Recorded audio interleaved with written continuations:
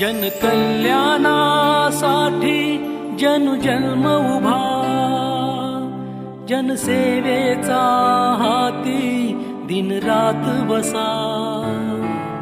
वात्सल्य जरी पाझरते नजरे मधुनी, सामर्थ्य परी वज्रांचे शब्दात सदा. गुणवान खरा अभिमान खरा, मनी संस्कृतीचा जीवन. उत्तुंग आव्हाने सामर्थ्यशाली हाताने पेलतात, तेव्हाच उत्तुंग कार्याचे महामेरू उभे राहतात.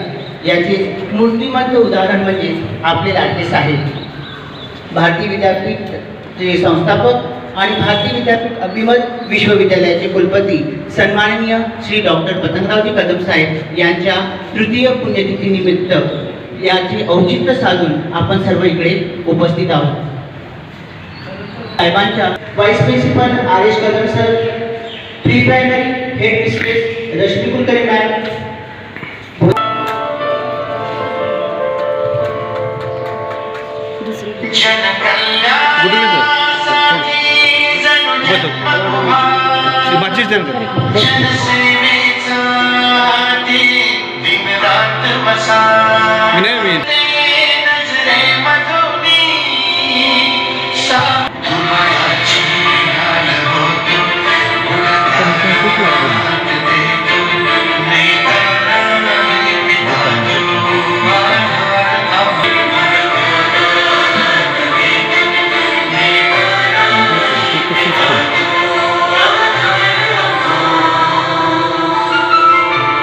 थोड़ा ये साइड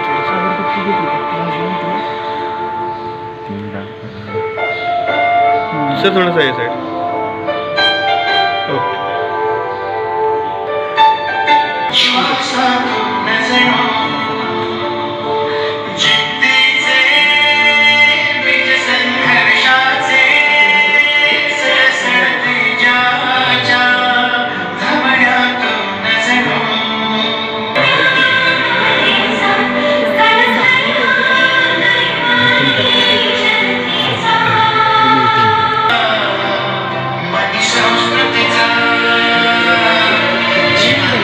इकडे बघा थोडं. ओके, चालू मध्ये बघा.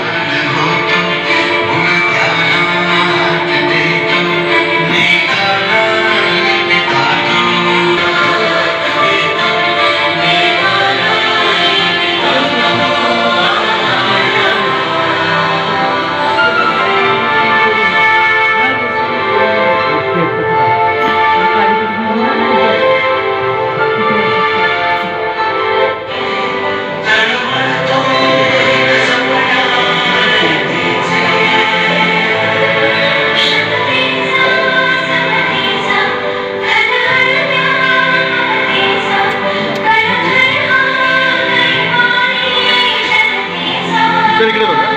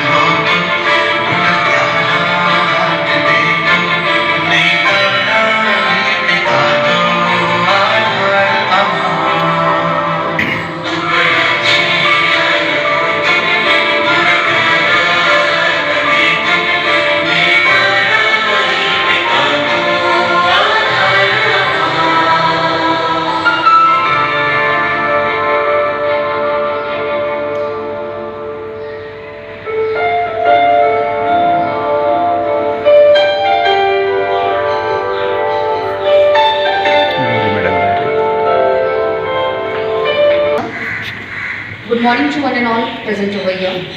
Sahib, founder, Chancellor, Dr. Prathamrao Kadam, born on 8 January 1944, he did MA, LLB, PhD. He founded Bharati Vidyapit in 1964 with the aim to establish our own university. He was from middle class family. He completed his education in Earn and Learn scheme of his college. He was the first person to pass SSC from his village. He was just 19 years old when he established Bharati Vidyapit. His dream was fulfilled in April 1996 when Bharati Vidyapit was given the status of Deemed University by Government of India. He had successful career as a minister almost 2 decades. He took interest in all the fields like education, banking, rural development, transport, tourism, etc. He was awarded Anna Sahib Shinde Smriti Puraskar, Advocate Rao Sahib Shinde Smriti Puraskar, Lokshri for his social contribution, Excellency Award in Education. Today, Bharati Vidyapit conducts more than 156 educational units of various kinds, right from pre-primary school to postgraduate institution and full-fledged professional university. Bharati Vidyapit runs more than 78 schools and 60 institutions of higher education, including those of professional education.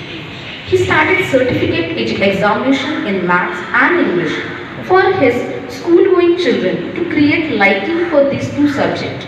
He gave scholarship to the student. He started school and hostel facility for girls.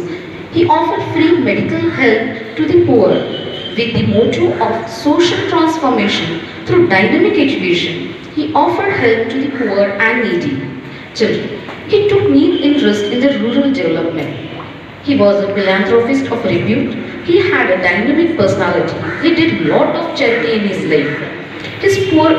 For the poor families, he was like the head of the family.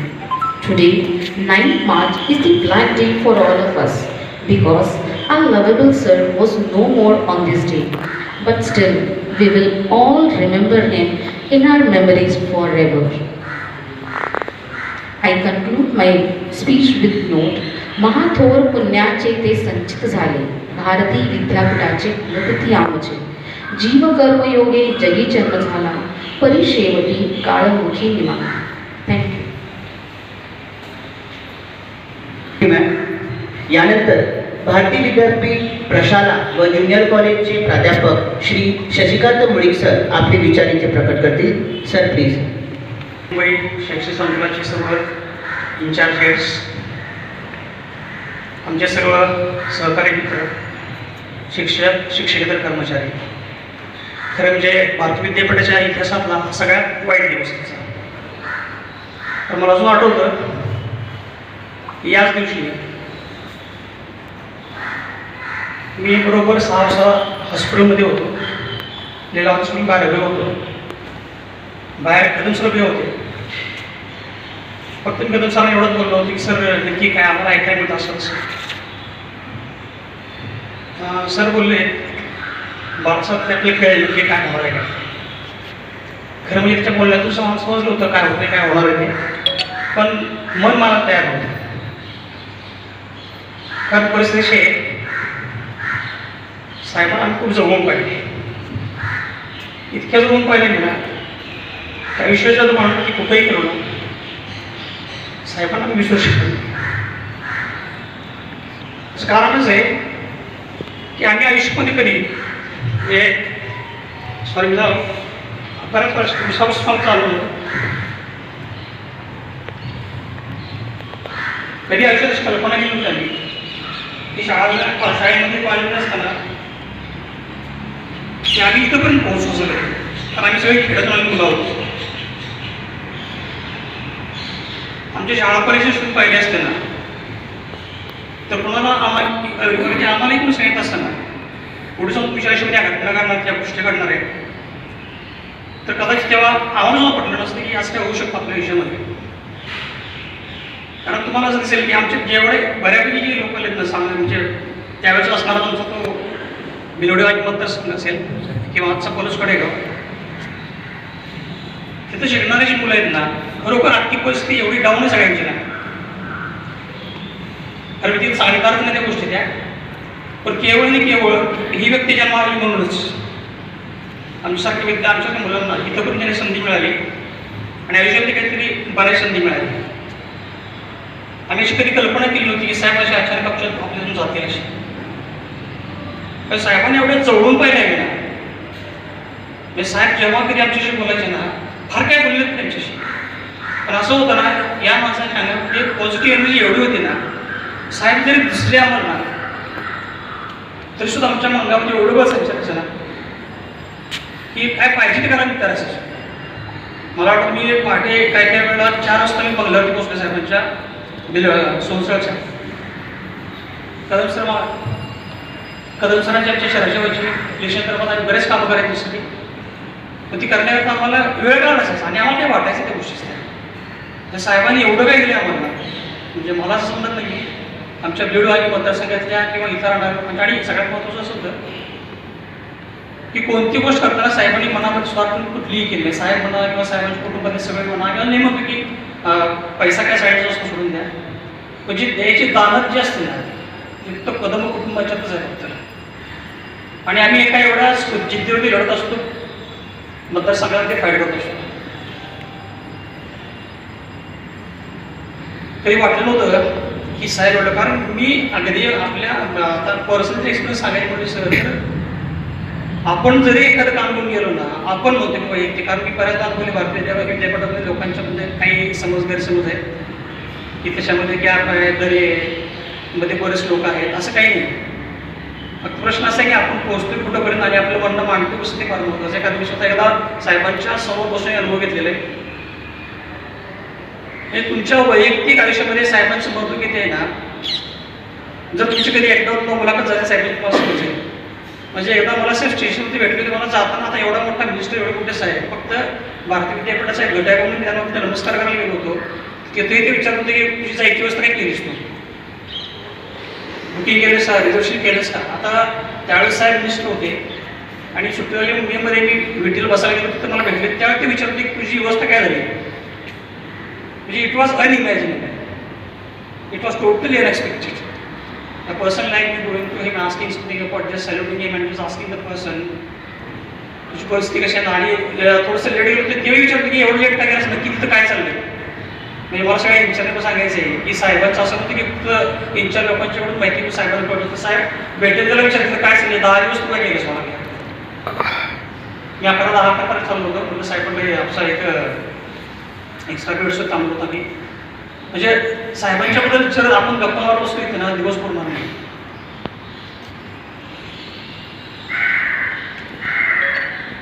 आणि त्यांचं जे बोलणं असायचं ना, इतकी positive energy असायची ना, एवढं खळात खूप असायचं ना. आम्हाला आठवतं एकदा असंच आम्ही बसलो होतो, एका कार्यालयात आले होते आणि जस्ट आधी साहेबांनी पाऊल ठेवायला आणि साहेबांना बातमी की आमच्या इथं असणारे कॉम्रेड जी डी बापू लाड त्यांची आधीची प्रतिस्पर्धी, त्यांची आई वारली होती, त्यांची आई वारली होती. साहेब तसेच बाहेर पडले होते. खरं म्हणजे ते विरोधक, कट्टर विरोधक आम्ही बघत होतो आणि आम्ही असे कट्टर विरोधक होतो आणि अजून पण होतं त्यांचे. पण साहेब तिथून मागं वळले, मला म्हणजे ते पोहोचलं पाहिजे, ते गेलं पाहिजे. आणि म्हणजे साहेब असं नाही, तसं नसतं म्हणजे राजकारण वेगळं आणि समाजकारण खरं. आणि साहेब राजकारणी होते, आम्ही अजून म्हणत नाही सामाजिक राजकारणी आहेत म्हणून. साहेबांचं राजकारण त्यांनी समाजकारण जास्त होतं, साहेबांनी समाजकारण केलं म्हणूनच साहेब आम्हाला जे वाटतं ते साहेबांना बांधतात. आमच्या मनात जे वाटतं साहेबांनी हे बनावं ते बनावं, साहेब होते ते वाटतं घडलं, कारण तेच होतं. कारण साहेब हे राजकारणी होते, साहेब हे समाजकारणी होते. पहिल्यांदा तरी समाज सुधारला, पहिल्यांदा तरी आम्हाला सुधारलं, आम्हाला लोकांना संधी दिल्या, आम्हाला पायात उभं केलं आणि म्हणून साहेब राजकारणात. आज राजकारणाची परंपरा बघितली तर लोक असं आहे स्वतः राजकारणात वरदान प्रगती होते. साहेबांची प्रगती आधीची राजकारण नंतरच आहे. आपल्याला असं दिसते की लोक राजकारणातून प्रगती करतात, साहेबांनी समाजकारणातून प्रगती केली होती. त्यामुळे साहेबांचं व्यक्तिमत्व ही तुलना आपण कशाची करू शकत नाही. खरं इच्छा अशी गोष्ट की खरं साहेबांनी बरेच जण सुद्धा हवं, साहेब राहिले असते. फक्त हे होतं की साहेबांचं एवढं, साहेब जे बोलले ते करून ते. साहेब नेहमी लहानपणी म्हणायचे, तुम्ही जर काही सोनसरच्या मुलांच्याकडून ऐकलं असेल तर सांगतो मला, साहेब लहानपणी म्हणायची मोठा होईल. लहानपणी म्हणजे साहेबांचं जर आता मी सांगत बसून दिसलं, मला सर्वांना माहिती आहे लहान असताना साहेबांच्या घरी किती 1800 दारिद्र्य होतं, पण त्यावेळी सुद्धा साहेब बोलायचे मी मोठा होणार, मी मंत्री मी आमदार होणार, मी मंत्री होणार, मी लाल दिव्याच्या गाठून फिरणार. पाहिजे तर एखादं कोण संशोधन असेल ना त्याची चौकशी करायला विचार पाहिजे. म्हणजे जे बोले ते खरं करणारा माणूस एकमेव होता. ते लहानपणी म्हणायची मोठा मोठा आपल्या खरं म्हणजे परिस्थिती आपल्याला माहिती आहे सगळी की ज्या शाळेमध्ये सायन्स शिकली पुढची प्रतिभा स्कूल होतं त्या शाळेमध्ये मला नोकरी करायची संधी मिळाली. ज्या शाळेमध्ये साहेब ज्या हॉस्पिटलमध्ये राहिले होते क्रांतिसिंह पाटील विद्यालय वसतिगृह, त्या वसतिगृहामध्ये पण जात होता. तिथं जी डी पॉपला बसले असायचे, त्यांच्याशी जायला लागायचं मला. ते पण पाहिले मी त्यांचं राहिलेल्या गोष्टी. आणि पण ज्या एरियामध्ये साहेब असू देत, सर असू देत आपले जे वाढली ती शाळा, ती त्या शाळेमध्ये आम्ही पण शिकलो. आम्ही नशिबाला असं म्हणतो की ज्या शाळेमध्ये सर शिकले त्या शाळेमध्ये शिकायची संधी आम्हाला पण मिळाली. त्यामुळे आम्ही कधी साहेबांच्याकडे सरांकडे गेलो तर आमची सांगा आम्ही कोण आहोत, फक्त आम्ही आमच्या गावावर आमची शाळा सांगितली सांगायला लागायचं, बाकीच्या सर्वांना समजायचं. तर हा जो दिवस आहे, हा दिवस तसा आपल्यासाठी फार वाईट दिवस आहे की असं घडायला नको होतं. साहेब अजून जर असते ना आपली अजून खूप प्रगती झाली असते. याचा अर्थ असं नाही की बाळासाहेब आता झालं होतं आपण जसं म्हणलं ना दांडे रचीला पाया तुका झाला कळस, तसंच प्रकार आपल्यामध्ये पण आहे. साहेबांनी पाया रचल्या आणि बाळासाहेबांनी त्याच्यावरती कळस रचले.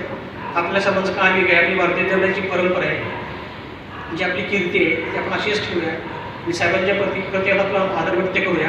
आणि साहेबांना मी माझ्यातर्फे, माझ्या कुटुंबातर्फे, माझ्या मतदारसंघातर्फे, आपल्या सर्वांतर्फे परत एकदा माझी श्रद्धांजली अर्पण करतो आणि ती माझी दृष्टी संपवतो. मला इथं बोलण्यास दिली तर सर्वांचे आभार सर.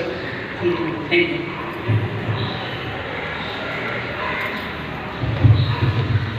धन्यवाद सर. आज जी तुमच्या मनाची घिरमिर होत आहे किंवा जी अवस्था आहे तीच आम्हा सर्वांची सुद्धा आहे. आमचंही मन तेवढंच भरून आलेलं आहे. यानंतर भारतीय विद्यापीठ प्रशासनाचे शिक्षक श्री गुरव सर आपले मनोगत इथे व्यक्त करतील.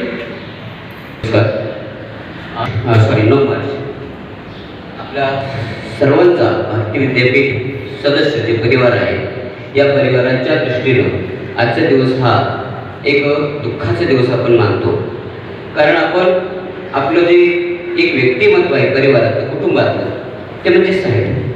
तुम्हाला मला सर्वांना साहेब तर साहेब घडले कसे, तर आताच माझे सहकारी मित्र मोळीक सरांनी अगदी जे काही माझ्या मनात होतं ते सगळं त्यांनी बोलून दाखवलं. माझ्यापुढे प्रश्न असा आहे की मोळीक सर म्हटले की साहेबांच्या बद्दल बोलायचं म्हटलं तर दिवस पूर्ण आले. खूप अशा आठवणी आहेत साहेबांच्या बद्दल. जे साहेबांच्या जवळ होते त्यांना साहेबांच्या बद्दल बोलायचं म्हटलं तर कोणत्याही गोष्टीची अडचण येणार नाही. कारण साहेब या शब्दाचं एक फार मोठा अर्थ आहे. साहेब सा म्हणजे सार्वजनिक, हे म्हणजे हेतू आणि ब म्हणजे बघणारे. म्हणजे सार्वजनिक हेतू बघणारी अशी जी व्यक्ती होती ना तेच म्हणजे आपले साहेब. तर या साहेबांनी लहानापासून जे काही दारिद्र्य सोसलं त्याचा तर आपण पुस्तकातून वाचतो, पण प्रत्यक्ष त्याने ते भोगलेलं आहे. तर ते आई वडिलांना नेहमी म्हणायचे की मी जे आपलं दारिद्र्य आहे ते दारिद्र्य आपलं तर दूर करणारच आहे, पण या समाजाचं दारिद्र्य मला दूर करायचं आहे. आणि असा नेता जन्मापासून मनात इच्छा ठेवणारा क्वचित एखादा मिळतो. आपण म्हणतो की साहेब हे राजकारणी आहे, तर माझे मित्र मोळीक साहेबांनी बोलल्याप्रमाणे साहेब हे राजकारणी नाहीये. साहेब हे समाजकारणी आहे. साहेब हे समाजावरती प्रेम करणारे, साहेब लोक जोडणारी माणसं आहेत.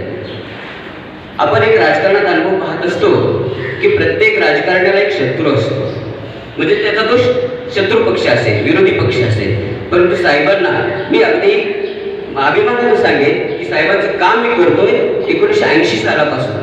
म्हणजे माझा जन्म 70चा, परंतु 80 सालापासून मी साहेबांचं काम करतोय. का तर त्या परिसरामध्ये, त्या भागामध्ये व्यक्ती अशी होती की त्यांना आपण पाहिलं की जसा भुंगा फुलाकडे आकर्षित होतो तसं व्यक्तिमत्व असं साहेबांचं होते की त्यांच्याकडे प्रत्येक व्यक्ती आकर्षित होत गेली. माझ्या लक्षातही नव्हते की मी भारतीय विद्यापीठात सर्व्हिस करेन. 80% मी काम करतो, 85ला पहिल्यांदा साहेबांची काम करण्याची संधी मिळाली मला, आणि त्याचं जे काही फलित असेल ते मला 97ला भेटलं. म्हणजे एकत्रित सांगण्याचा अर्थ असा आहे की साहेब कदम परिवार जो आहे तो कुणालाही विसरत नाही. म्हणजे दानं त्यांच्याकडे जे आहे ते जाणीवेतून आहे. त्यांना संकटकाळी ज्याने ज्याने मदत केली असेल त्यांच्या जाणीवेची परतफेड ते नक्कीच करते. जसं आपण म्हणतो भगवान की हा देर है लेकिन अंधेर नाहीये, तसं कदम परिवाराच्या मध्ये थोडासा उशीर लागेल तुम्हाला, परंतु योग्यच तो न्याय तुम्हाला दिला जातो. आणि आपण सगळे भाग्यवान आहोत अशा या परिवारामध्ये आपण समाविष्ट आहोत.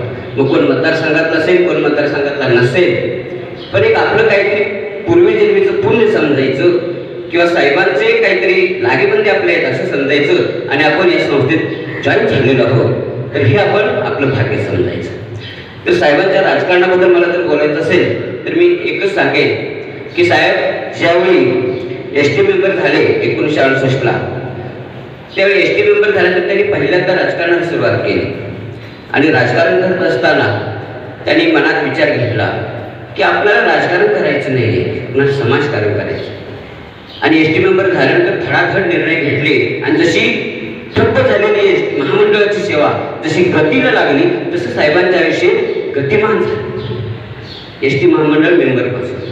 त्यानंतर मला एक दुसरी गोष्ट सांगायची की 1980 मध्ये ज्यावेळी साहेबांनी काँग्रेसचे तिकीट मिळवण्याचा प्रयत्न केला होता राजकारण करण्यासाठी, कारण कोणतीही आपल्याला जर संस्था उभं करायची असेल, कोणते काम करायचं असेल तर एखाद्या गॉडफादरची आवश्यकता असते. त्यासाठी त्यांनी राजकारणाचा मार्ग निवडला, परंतु त्यांना 1980ला यश मिळालं नाही, काँग्रेस पक्षातून तिकीट मिळालं नाही. त्यानंतर 1985 साल सांगली जिल्हा, वसंतदादांचा जिल्हा, वसंतदादांची काँग्रेस अशी एक प्रथा मानली जात होती. आणि अशा या बलाढ्य व्यक्तीसाठी जे महाराष्ट्राचे 3-4 वेळा मुख्यमंत्री झाले दादा, अशा व्यक्तीच्या काँग्रेसच्या विरोधात उभा राहणं, दंड ठोपटणं सोपी गोष्ट नव्हती आणि ते आव्हान साहेबांनी स्वीकारलं होतं आणि साहेब अपक्ष उभा राहिले होते आणि साहेब निवडून आले. तर त्याच्यासाठी निवडून येण्यासाठी जो प्रयत्न केला तर त्यावेळी तुम्ही आम्ही कदाचित सेवक नसात म्हणून, परंतु आम्ही मुळीत सर आपण सर्व आणि कार्यकर्ते म्हणून साहेबांना मदत केली आणि मग साहेब निवडून आले. साहेबांनी त्याची जाणीव ठेवली आणि आम्हाला सेवा करण्याची संधी दिली. अशी कुटुंब जे आहे कदम कुटुंबीय, तर यांच्या बाबतीत आपल्याला जे काही आज करायचं आहे ते फक्त एक निष्ठेनं करायचं. जे काही काम असेल ते आपण निष्ठेनं करायचं, साहेबांना सहकार्य करायचं. साहेब आज आपल्यात नाहीये, परंतु जे काही पाठीमागे त्यांनी म्हणतो की जसं पेराल तसं उगवतो, तर साहेबांनी जे काय पेरलेलं आहे त्या पद्धतीने आपण चांगल्या पद्धतीने त्याची राखण करून, त्याची निगा करून, त्याची सेवा करून की आपण वटवृक्ष जो आहे त्याचं रक्षण करायचंय, तरच खरी आपल्याला साहेबांना आजची ही श्रद्धांजली म्हणता येईल. साहेबांच्या बाबतीत आपण असं समजू की साहेब एक कुटुंबातील आपल्या ज्येष्ठ व्यक्ती ज्याला आपण म्हणतो की जो आपलं सर्व पालन पोषण करतो, त्यांनी कधी जात धर्म भेदभाव मांडला नाही साहेबांनी. साहेब दूरदृष्टीचा नेता होते, तर दूरदृष्टीचा नेत्याचे अनुभव मला पुष्कळ आहे, तुम्ही अनुभव घेता. एक ज्वलंत उदाहरण आजचं जर पाहायचं म्हटलं तर बघा, आज आपण राजकारणात बघतो प्रत्येक नेत्यांच्या वरती कोणते ना कोणते तरी एक संकट आलेलं दिसतं, काहीतरी त्यांच्यावरती भ्रष्टाचाराचा आळ आलेला दिसतो. त्यांची जी खाती असतील, साहेबांनी आजपर्यंत जे काही खाती पाहिली, महसूल आहे, सहकार असेल, पुनर्वसन असेल, मदत कार्य असेल, कोणतंही कार्य आपण घेतलं की साहेबांचा एक गुण होता की साहेब म्हणजे एक परिश होते. ज्या गोष्टीला स्पर्श करतील, ज्या कार्याला स्पर्श करतील, ज्या खात्याला स्पर्श करतील, त्या खात्याचं सोनं गेले तरी साहेब राहतील. आज आपण राजकारणात पाहतो, शिक्षण क्षेत्राचा विचार करा, आज काय अवस्था आहे शिक्षण क्षेत्राची, कोणाला एक ठोस असे निर्णय घेता येत नाही. आज आपण सहकार खात्याचा विचार करा, काय अवस्था आहे सहकार खात्याची, कोणताही मंत्री सहकार खात्याला अनुभवी असला तरी सुद्धा ठोस निर्णय घेत नाही. साहेबांची राजकारण करण्याची पद्धत होती, ठोस निर्णय हा साहेबांचा बालेदारपणा होता. एक उदाहरण, भिलोरी गावामध्ये पुलाचं 3 वेळा उद्घाटन झालं, पण या भिलोरी गावाला पुरातून बाहेर काढण्यासाठी जे पूल आवश्यक होतं, 2-3 मंत्र्यांनी, जे आमदार होते, काही विरोधी आमदार होते, त्यांनी उद्घाटन केले, काम कोणालाही जमलं नाही. ते काम केलं फक्त आपल्या साहेबांनीच काम केलं. आणि ज्यावेळी त्या उद्घाटन होतं फुलाचं, त्यावेळी त्याच्या अगोदर पोलीसगाडीवर तालुका झाला आणि नवीन एसटी सुरू केली. एसटी सुरू झाली, पहिला दिवस झाला, एसटी येऊन गेली, गावातले लोक खुश झाले. दुसऱ्या दिवसापासून एसटी बंद पडली आणि 8 दिवसानंतर साहेब उद्घाटनाला आले होते. आणि कोणीतरी, जसं आपण कुटुंबात चर्चा करतो असे साहेब नेहमी व्यक्तींशी, लोकांशी चर्चा करायचे. मी आमदार आहे, मी मंत्री आहे, साहेब कधी असे बाजूला घेऊन त्या लोकांशी चर्चा करत, हा साहेबांचा एक स्वभाव होता. आणि त्याच भिलोरी गावातील एक नागरिक बोलला, साहेब तुम्ही एसटी चालू केली, उद्घाटन केलं, 8 दिवस झाली एसटीच नाही. साहेब काय सांगतो, खरं साहेब एसटी येत नाही, वाट बघते. साहेबांनी त्या क्षणाला आपल्या पीएला सांगितलं, कोण आहे तो डब्बी मॅनेजर, तर फोन लाव. त्या क्षणी साहेबांनी फोन लावायला सांगितलं डेपो मॅनेजरला. त्यावेळेस त्याची चूक कबूल केली. साहेबांनी चूक कबूल करून चालणार नाही. आज संध्याकाळची एसटी या गावात फिरली पाहिजे आणि संध्याकाळी एसटी गावात आली. हे साहेबांचे निर्णय, याला म्हणतात धडाडीचे निर्णय. तर साहेब कोणताही निर्णय होते. आज आपण पाहतो दूरदृष्टी, ज्या ज्या ठिकाणी आपण भारतीय विद्यापीठाचे इमारती उभा असतील, काही शिक्षण संस्था असतील, काही शैक्षणिक भाग तरी सुरू केले असतील, ते दूरदृष्टीतून केलेले आहेत. आज आपण पाहतो ज्या आवश्यकता आहेत त्या अगोदरच आपल्याकडे पूर्ण आहेत. आज आपण कोविडमुळे जे शिक्षण पद्धती बघतो, ऑनलाईन शिक्षण पद्धती, तरी अभिजित दादांनी अगोदर सुरुवात केलेली होती की माझ्या विद्यापीठामध्ये कॉम्प्युटरचं नॉलेज सर्व मुलांना मिळालं पाहिजे. अभिजित दादांनी जेव्हा कारभार सुरू केला त्याचवेळी पहिलं धडाड्याचा निर्णय त्यांचा होता, कॉम्प्युटर शिक्षण आपल्या संस्थेत झालं पाहिजे. ही दूरदृष्टीचं अजून एक उदाहरण, जेव्हा तुम्ही मुंबईवरून पुण्यात जाता आणि हिंजवडी भाग लागतो, हिंजवडीची काय आज डोलात IT पार्क उभा राहिलेला आहे, साहेबांची दूरदृष्टी आहे. साहेबांनी IT पार्क आणलेले आहे. कोणतेही काम करू साहेब अगदी दूरदृष्टीतून नियोजन करतील. साहेब हे आपले पालक आहेत सर्वांचे, आपलं दातृत्व आहे त्यांच्याकडं. मुळीक सर बोलल्याप्रमाणे कौटुंबिक, तो कुठल्याही मतदारसंघातला असू दे नसू दे, कुठलीही व्यक्ती असू दे, त्याचं कौटुंबिक प्रश्न सोडवणं याला साहेब पहिल्यांदा प्राधान्य द्यायचे. माझा वैयक्तिक अनुभव, मी आणि माझी मिसेस दोन्ही भारतीय विद्यापीठामध्ये आहोत, परंतु जॉईनिंग असताना माझं पुण्यात होतं, मिसेसचं आंबेडकरला होतं सांगलीला. त्यानंतर आमचं लग्न झालं. 1 वर्ष अगोदर जॉईनिंग, त्यानंतर लग्न झालं आणि सहज साहेबांनी अंबकच्या शाखेमध्ये भेट दिली, सेवकांची मिटिंग घेतली, सेवकांना अडचणी विचारल्या. म्हणजे कुटुंबामध्ये जरी ते मंत्री असतील तर आपल्या सेवकाचं काय अवस्था आहे, सेवकाचं कुटुंब कसं आहे हे ते आवर्जून पाहत असत. आणि त्यावेळी त्यांनी प्रश्न केला, अडचणी काय आहेत का? तर मिसेसने सांगितलं की साहेब माझे मिस्टर पुण्याला आहे, मी सांगलीकडे आहे, आमची बदली त्यांची सांगलीला करा. साहेब म्हणाले सांगलीला कशाला, पुण्यालाच चला, माझा खेडेगावातला माणूस शहरात गेला पाहिजे. आणि साहेबांनी आम्हाला पुण्यात आणलं. आमच्या कल्पनाही नव्हत्या अशी आपली प्रगती झाली. तुम्ही सर्वांची तशी प्रगती झालेली आहे. याचं कारण एकमेव आहे आपलं दातृत्व, आपलं मातृत्व, आपलं नेतृत्व, आपले साहेब.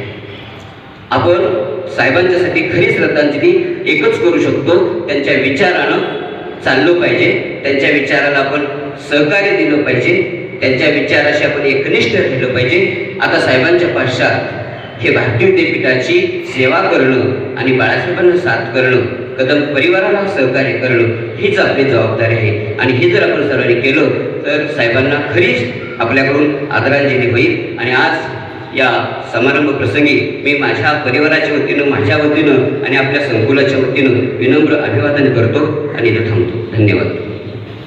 असणारे आपले साहेब, हजारो कुटुंबांचे अन्नदाते, सर्वसामान्यांचे कैवारी, लोकनेता, कर्मयोगी, भाग्यविधाता, जाणता राजा, आधारवड, जननेता, महानायक, रयतेचा राजा आणि दिलखुलास व्यक्तिमत्व म्हणजे आमचे साहेब. होय, आज ते आपल्यामध्ये नाही आहेत, परंतु त्यांच्या स्मृती, त्यांच्या आठवणी सदैव आपल्यामध्ये राहतील. शेवटी मी एवढंच बोलू इच्छितो, जिगरवालों का डर से कोई वास्ता नहीं होता साहब, वहाँ भी कदम रखते जहाँ रास्ता नहीं होता, जहाँ रास्ता नहीं होता. साहेबांच्या जशा आपल्याकडून अपेक्षा होत्या त्या आज पूर्ण करण्याची वेळ आणि संधी आपल्याला आलेली आहे. म्हणूनच ह्या कार्यक्रमाच्या शेवटी मी हे कवन बोलू इच्छितो, है आसमान को हसरते हौसले आजमाने की, है आसमान को हसरते हौसले आजमाने की. मुमकिन है कि तुम खुद को कभी अकेला पाओ, मुमकिन है कि तुम खुद को कभी अकेला पाओ. याद बस ये रखना कि उम्मीदें उनको भी है, उम्मीदें उनको भी है जो आज तुमसे दूर चले गए हैं, जो आज तुमसे दूर चले गए हैं. यानंतर सर्वांनी एक एक करून साहेबांच्या प्रतिमेचे दर्शन घ्यायचे आहे. धन्यवाद.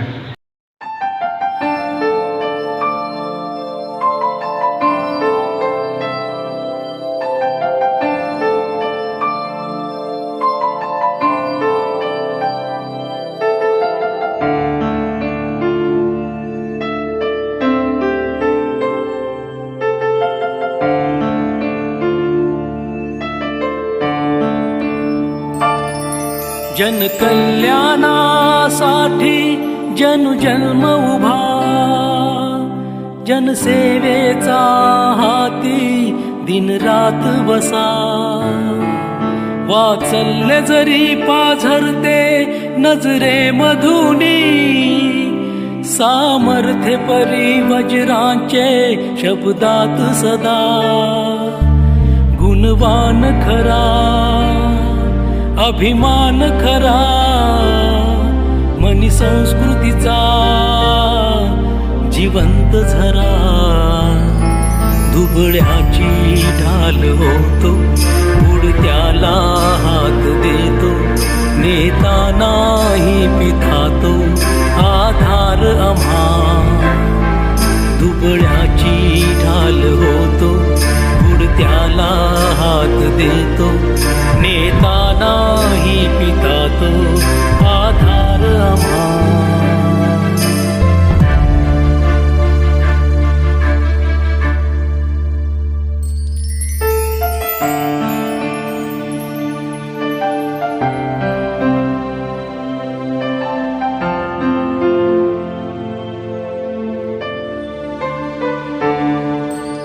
ज्ञानाचे तंत्र विकासाचे रुजलेले ज्याच्या श्वासातून जणू.